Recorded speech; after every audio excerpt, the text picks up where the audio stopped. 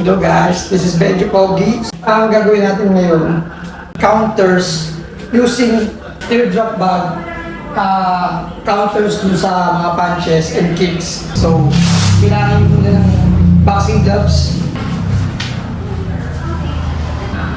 ordinary punching bag, yung parang banana bag, or yung straight vertical bag, ito, teardrop bag, so okay lang din.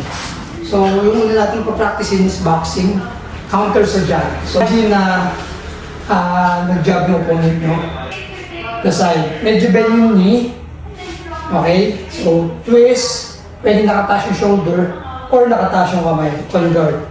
Twist, then punch. Twist, punch. So, opponent, twist, punch. Twist. Pwede kayo mag-step sa side, para mawala kayo sa center line, then punch. Step sa side, twist, kuha ng power, generate, punch, twist, then hook, twist, hook, boom, twist.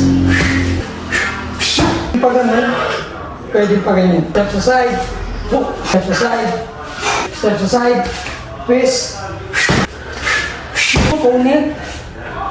Okay, nag-low kick, block, boom. Medyo mababa yung knee para tatama doon sa shin. Boom. Ang target kasi ng opponent is itong outer part ng leg. So, tail kick, body, nose down, block, kick, block, block, block, block. Don't forget to subscribe and like. Thank you guys.